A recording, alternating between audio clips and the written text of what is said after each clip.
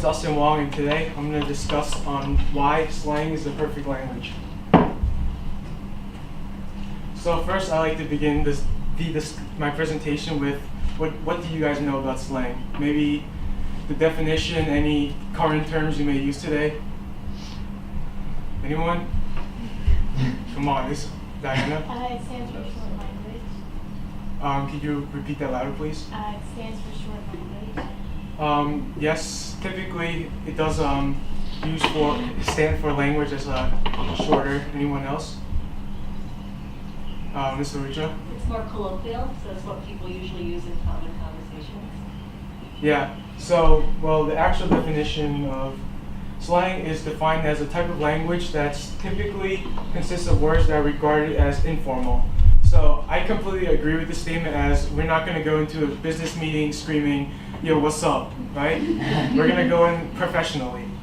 Well, because of this, it makes the word slang sound as a terrible word, as a word people with no intelligence use. While I completely disagree, thinking that slang is necessary in our lives. So one example of my personal experience in slang is when I went to Peru last week in a Spanish exchange program. So this is me. Alejandro is my host brother.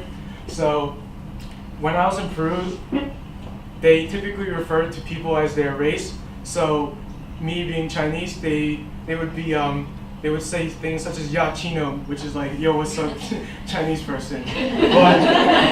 But it's how they address, and I think it's a type of slang in Peru. I don't find it racist at all because it's definitely meant in a friendly way. So, slang dictionaries also exist. An author or lexicographer named Jonathan Green, who created an online dictionary with over 2,000 different slang words, has different words with their definitions alongside when the word was used and when it was discovered. So why we need slang? Well, the dictionary kind of proves it. A lot of different terms, usually sexual terms, are used throughout history as slang because typically they can be seen as offensive, maybe against religion.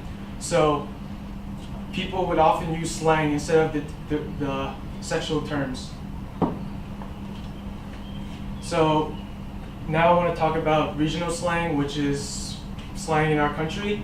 So here in New York, we typically use the word mad to describe very or exceptionally, while on the other side of the United States, in California, they have the exact same word with not the exact same word, but a word with the exact same definition as mad, being the word hella.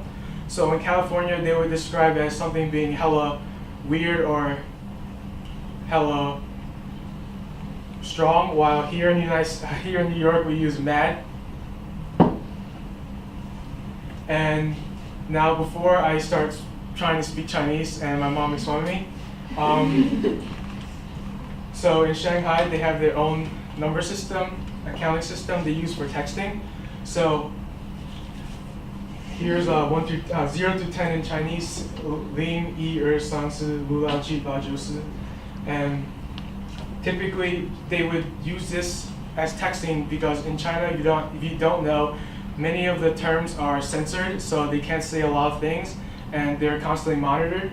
So people in Shanghai developed this way of texting in order to express their words. So, and they also developed this because it's much more efficiently than just typing out the whole words. So an example of this is they would type in 520, which is Wu Er Ling, and in Mandarin, Wo Ai Ni is I love you, but they use Wu Er Ling 520 in Chinese or in Shanghai. They say I love you because it sounds similar and it's more efficient. And when they want to say bye bye, they just type a bunch of 8s because ba ba ba ba ba bye. So also slang also exists in different wealth classes, the wealthy and the poor. So if a common event for the wealthy is auctioneers. So the hammer price in an auction for rich people is the price at which an item is bid at or bought at. But for us, common people, or not super rich people, we think of hammer price as the price of the hammer at Home Depot. So just different wealth classes can also change our perspective on slang and how we use slang. Now, obviously the other contrast is poor neighborhoods, which is often associated with poor education. This chart shows that about 31% low income and 13% poor people receive some college education or more in the year 2011. This chart is from the National Center for Children in Poverty. So typically poor people would often have weaker language, weaker English, and as a result have worse grammar, and their slang is oftentimes more probably vulgar and incomplete, as their language is not eloquent or as eloquent as the rich people's. And now, after regional slang, I want to talk about going back in time to Shakespeare. So I'm pretty sure everyone in here has read Shakespeare before. And Shakespeare has his own language in his book, such as using the word thy instead of you. So even in his plays, he uses his own type of slang, as it brings out more comedic and more unique taste to his writing and play style. And on the contrast is modern slang. So today, big word is selfie, which is a photograph one is taking of oneself. And right here is Woody. So if Woody is going to say, taking a photo of myself, it's going to be much weaker or much less efficient and much more difficult than if I were to take a selfie right now and scream selfie. It's much more fluid and it's much more natural. And as a result, we develop words for new definitions that exist in our world, because 10 years ago, selfies did not existed. And well, also, it's, as I stated probably like 15 times already, slang is efficient.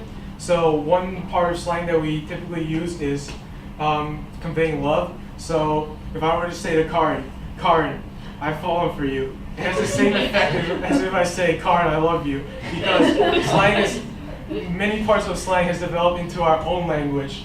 And as what I just said, I've fallen for you, it means I love you now. We see as I love you now, instead of maybe falling down and hitting our head on a bunch of rocks. So in conclusion, slang is natural. We naturally use slang in our language as people without even realizing it. Karen uses slang, Kenton uses it, Johnny, everyone. They naturally do it. They naturally do it without realizing it. And the other part of slang is that it's efficient. It's the perfect language because it's probably the most efficient language. It develops words that, for definitions that we don't have. Eventually, we integrate it into our real English language, but it still exists as slang. So rolling a ball is much less, so this man rolling the ball is doing it much more efficiently than these guys pushing the squares, because like this picture shows, slang is much more efficiently conveys our feelings.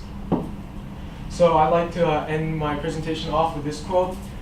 Slang is metaphor and all metaphor is poetry, meaning that slang is language and it shouldn't be regarded as something incomplete, something that we look down upon. It should be looked at something that we all use and we all need in our lives. Thank you.